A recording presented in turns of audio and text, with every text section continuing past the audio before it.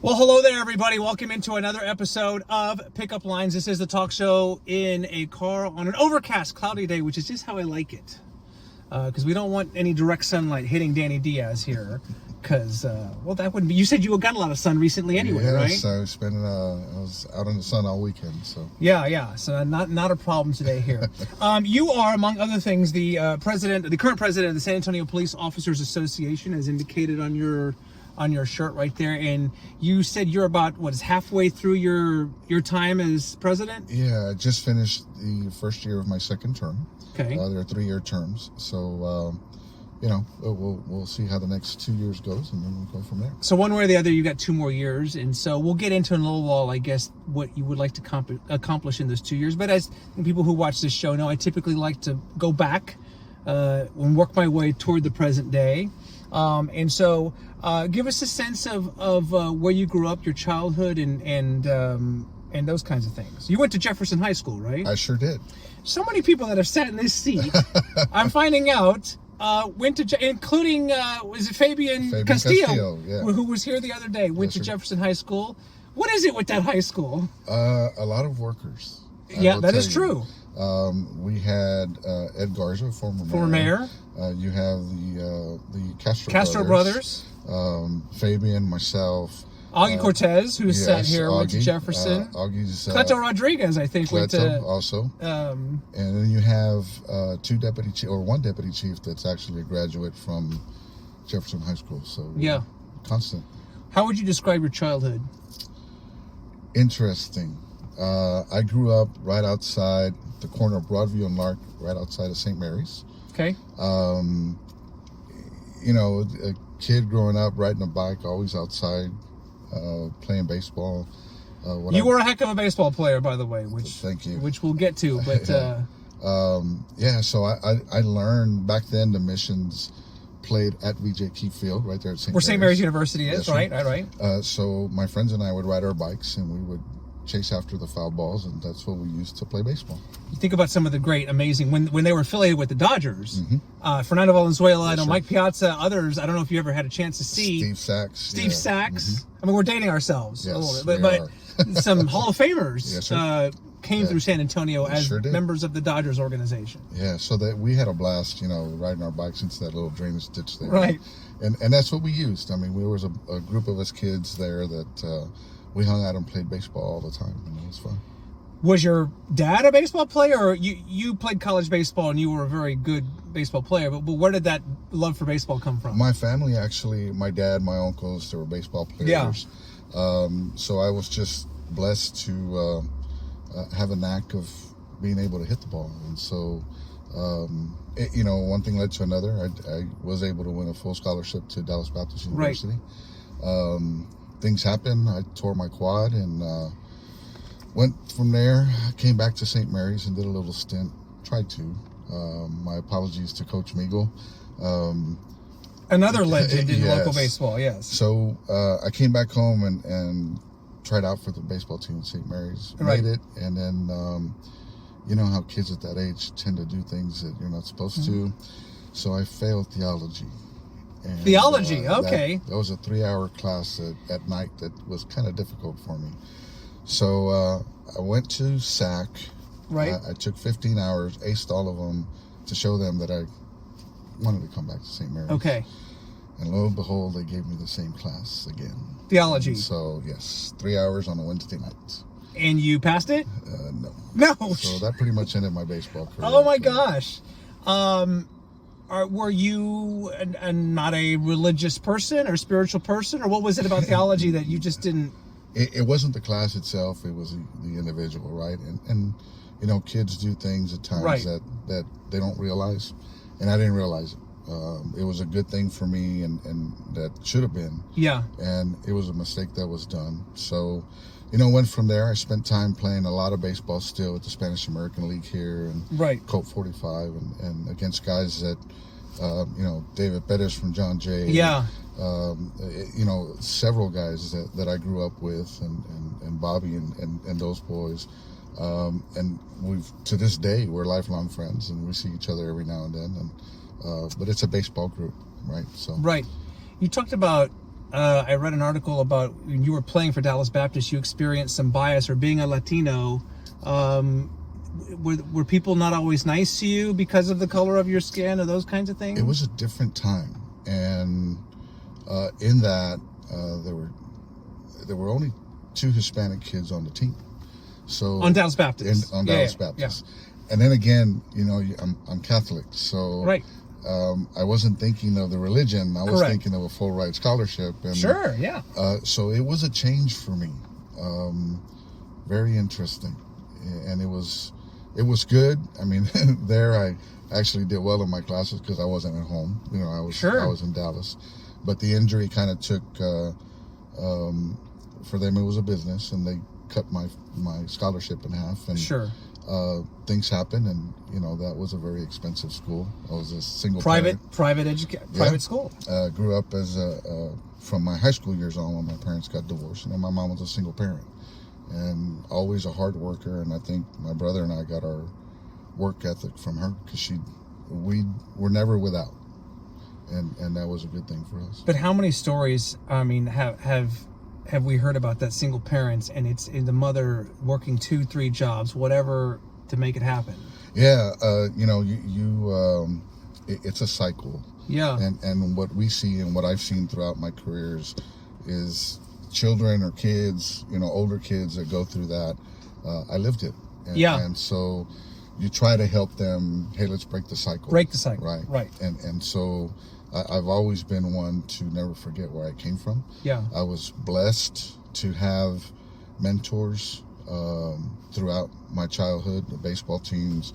I can tell you Manuel Betancourt, Larry Pache, Ray Salas, those are my CYO coaches. Right. And then you went to high school, and I have Coach Rebel Zamora that got me, there at Jefferson High School. And then you move on and you remember these individuals and things that they told you. But why were they there? They were giving back, to you.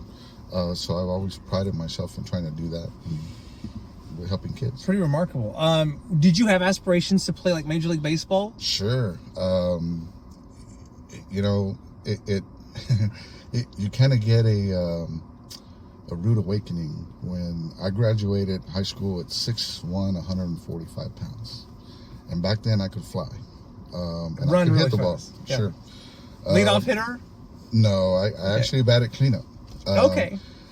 But when I got to Dallas Baptist, coach told me, hey, go to first base. And there was 3 other upperclassmen. Yeah. All 3 of them 6'4", 6'5", 6'5", 240 pounds. And you have this skeleton of a kid playing first base. So, you learn real quick. Yeah. You have to adapt. And one thing that I teach kids now is, look, you might be good here, but there's always somebody better than you. So you always have to work at your craft. Which applies to not just baseball or athletics for that matter. I mean, that's life. Life experience. That's life experience. Talking with Danny Diaz here, the president of the San Antonio Police Officers Association. So your real name is John? Yes, that's my first name. Your first name is John? Yes. Why do you go by Danny? So growing up, all my friends knew me by Danny. Okay. When I got into the police department, I asked if I could go by Danny, and they said, you either sign what's in your birth certificate or you can get up and leave. And so I signed the way it was on my birth certificate. I had already been through 6 months of very grueling training. And right. So, it's a job, so I did it. So is it true that you entered, you did not want to be a police officer? Or you entered reluctantly to the academy? Yeah, so right after I messed up at St. Mary's, okay, I went and my mom was working at the Baptist Hospital, not too far from here. Right. So I got a job there, and some of my buddies were like, hey, police department's hiring. Yeah. And I said, nah. And they were like, oh, come on, you're scared. And I'm like, no, I'm not. Sorry. So I went, 2 of us passed it. One guy that actually egged me on, he didn't. Wow. And so once I got in, it was, I had a knack of getting into things by accident. I'll tell you, my very first stop was a van full of duffel bags of marijuana in it. Like a traffic stop? Yeah. So you pull over a van, Yeah. For what? I don't know, speeding or broken tail light or It was actually a number of things. Okay. They were weaving in and out. Okay, so speeding. it's suspicious. So you pull over this van and then... Yeah, and then my training officer is like, well, are you going to stop them? And so I did, and then you come up with this van full of military duffel bags filled with marijuana. And, so you learn real quick. It's just, things happen, you know. So what year is this? 1992. Early 90s. When you enter, first of all, was there law enforcement in your family, and was your mother reluctant or nervous about her son getting into the police academy? My dad was a policeman. He was, okay. But back then, they didn't make very much money. Yeah. So he was a bricklayer by day and a policeman by night. You're kidding. No. So my summers were, and to this day, I will say that's how I got quick hands with a baseball bat, because I still remember 25 shovels full of sand and half a sack Portland, a full sack of cement, and mixing it by hand, and that was my summers. So hand-eye coordination and just being very good with your hands. Just being strong wrist, and strong hands, wrist, strong yeah. forearms. Bat speed. Yeah. So, but I knew that was. I saw the things that he went through. Oh my gosh. And so that wasn't for me. At least I didn't think it was. Well, once I got in, it was a totally different visual. Yeah. Right. You get to meet people. The I guess you could say the joy you get when you realize you're actually helping individuals right. at time of need. But that first stop, though, in 92 or whatever, you pull over that van with the duffel bags of marijuana. This is not the academy. This is not training anymore. No. Are you petrified out of your mind, or do you remember being nervous when that's happening? No, because your training kicks in. Oh. And to be quite honest, Ernie, I've never been, don't get me wrong, I've been nervous or afraid, but it comes after the fact. It's kind of weird to say that, but you train so much that it's your second nature, right? And so you go through the motions and do what you need to do, and then once you calm down and you think about it, that's when the nerves kind of hit sometimes. Which sounds crazy, respectfully, coming from someone who has been shot. You have been shot multiple times. 3 times, yeah. 3 times. Mm-hmm. Do you want to talk about that, or sure. the circumstances that led up to that? So I spent 24 years on the SWAT team. 4 years as an alternate, and then the other 20 full-time. Our competition team, the San Antonio SWAT team has always had a great competition team, and the guys were gone to Florida for the international games. And so we combined both shifts to run 2 warrants that day. Ran one in the morning, went well.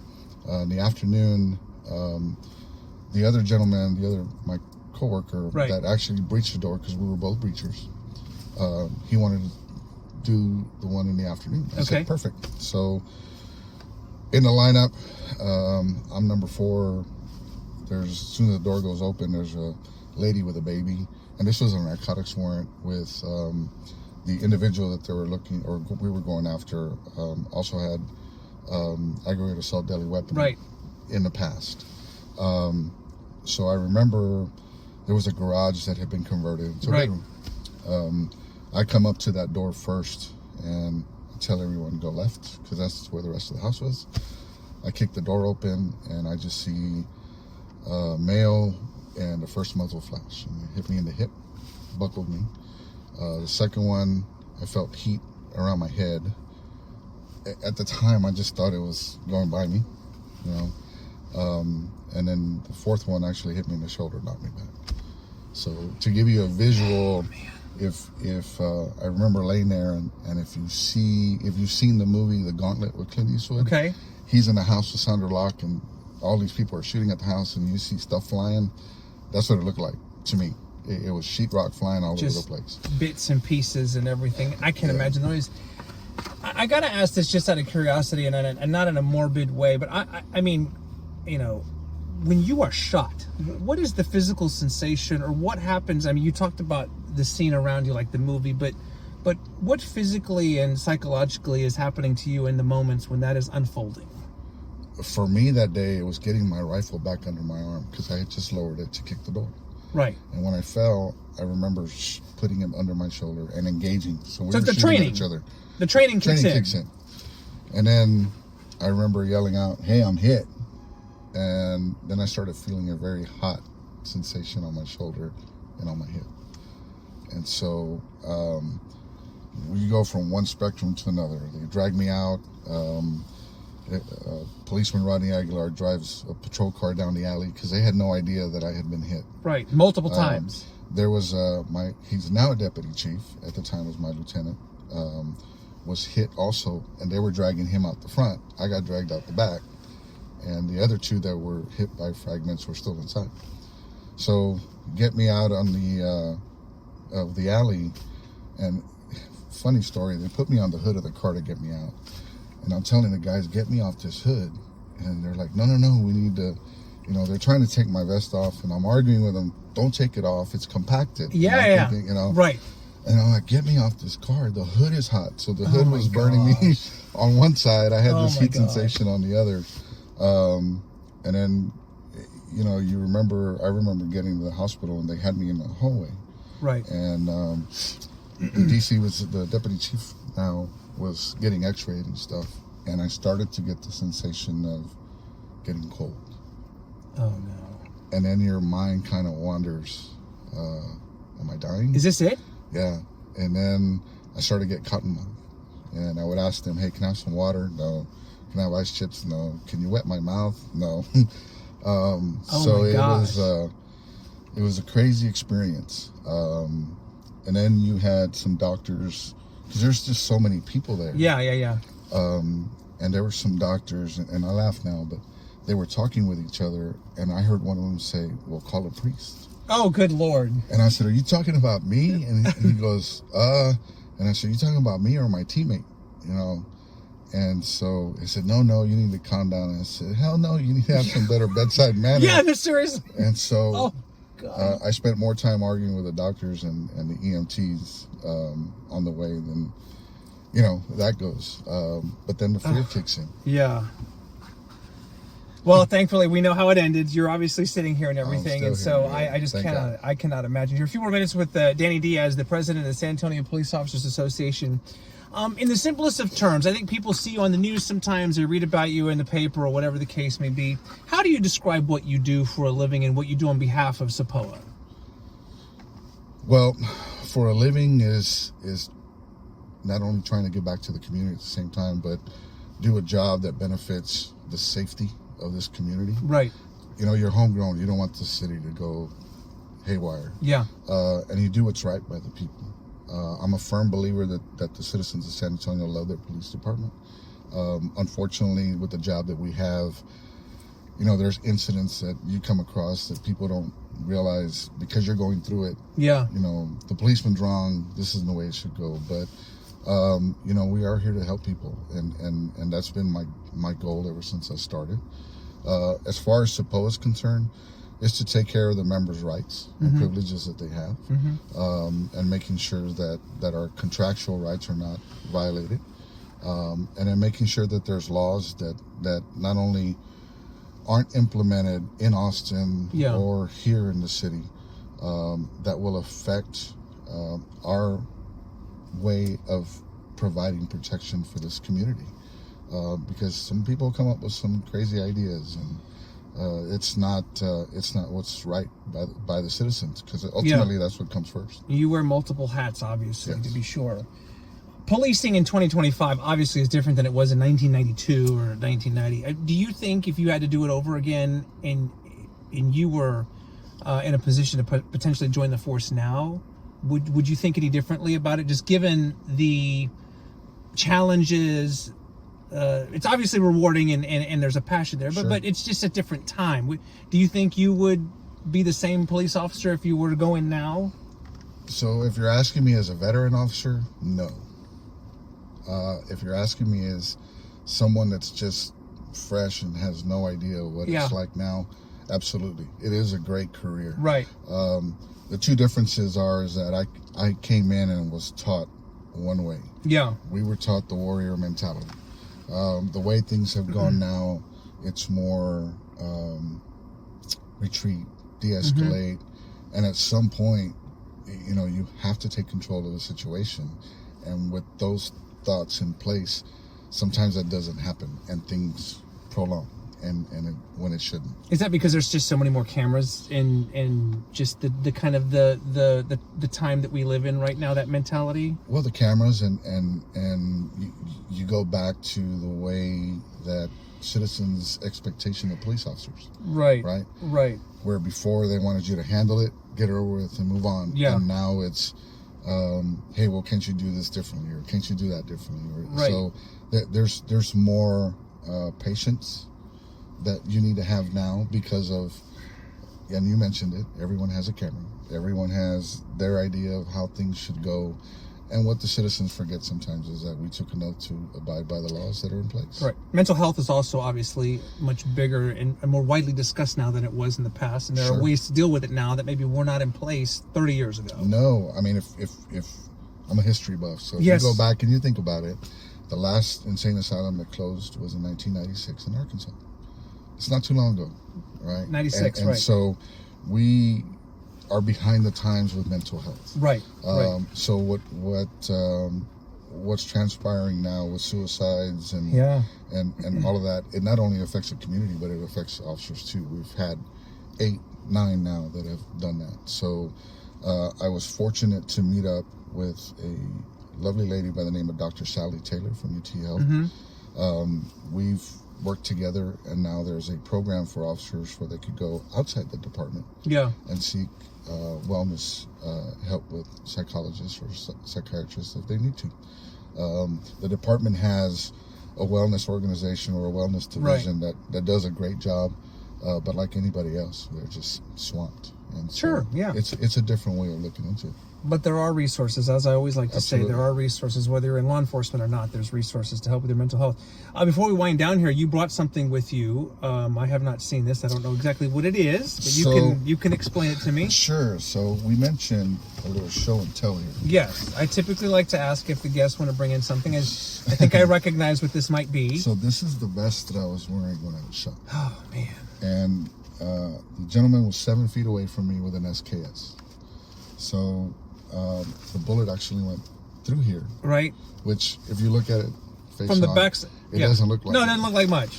But when you turn look it at around, the back side, that's the Kevlar that I took with the hole in my shoulder. Oh man. So it's a reminder. So that was sitting right about here. Yeah, on your right shoulder, right here. Collar right in your pocket. Collarbone or Just under, broke my collarbone and all that. And still dealing with fragments there. You are. Oh yeah. You are. Yeah. But when you see that, or that day on the calendar comes around every year, are you okay? I call it my second birthday, and it's very hard to forget it because it's on Veterans Day. Are you kidding? No, it was 11/11/10 when it actually November happened. 11th. Yeah, and so my kids and my wife, they went through a lot that day. My wife, because we had just started dating, she got a rude awakening right away. But my kids, it was difficult, and it's so they look at me now, and my wife will tell me there's nothing wrong with you, right? At one point, the department, because we were going through so many things, the officers, we've had 18 officers shot in the last 2 years. They were thinking of calling guys that had transferred out to come back as alternates. And so I was talked to about it, and I went home, and my kids basically told me, you're too old to do that. That's enough. I won't tell you what my wife said, but she said, she'll take care of it herself. And so that thought process went out the window. Right. Oh, gosh. But it's I thank God that he allowed me to stay here to do some work. Yeah. Right.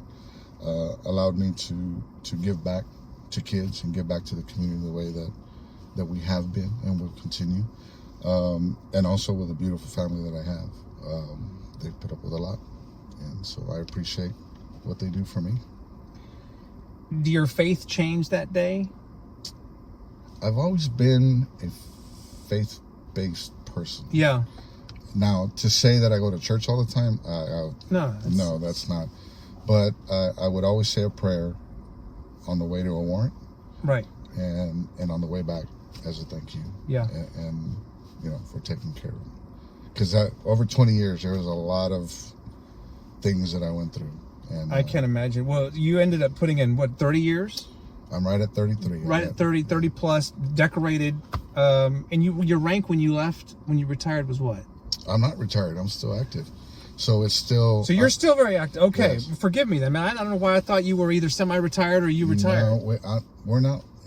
So, and I think you see it that way because in other departments across the state or the nation, their union presidents are retired and they get elected to get in. Okay, I see. We're actually active. So you can be active and be retired. Okay. But he's obviously not in uniform or anything like that, but you're still doing all the stuff that we need with all the powers and privileges of a San Antonio police. But what is your rank then? I'm still a patrolman. Patrolman. Okay. So we just, you know, we do what we need to. We've been able to change the mentality, have a good working relationship with the city and the department. And I mean, of course, nothing's perfect, right? You still get out there on the streets and stuff sometimes, or you kind of sit behind the desk and do your thing? No, I'm not gonna lie, I miss it. Yeah, well, I've heard that. Because I miss being with the people. And, the camaraderie and everything. And the guys too. The guys. But to do what we do on a daily basis, it's hard. No, I get it. I get it. It's tough. Well, now, like you said, you're fighting and advocating on behalf of the people, the officers in the union and everything. Yes, sir. And you've got a lot to do in the next 2 years. So it's a privilege to get to visit with you and everything. And I appreciate your service, your continued service. And thank goodness, and I'll be thinking about you on November 11th, that's for sure. Yeah. It's every now and then, you know, you start thinking about things. I get it. But we celebrated it as a second birthday. Good for you, man. It works. God bless you. Thank you so very much. There he is, Danny Diaz, the president of the San Antonio Police Officers Association. Again, a highly decorated, still not retired, San Antonio Police patrolman, and we appreciate your service, sir. All the best to you. All right, there's another episode of Pickup Lines. We'll be back again very soon. You never know who's going to be in the car with me, but always fascinated by the stories and the life experiences that are shared here. So until next time, I'm Ernie Zuniga. Have a great day. Bye for now.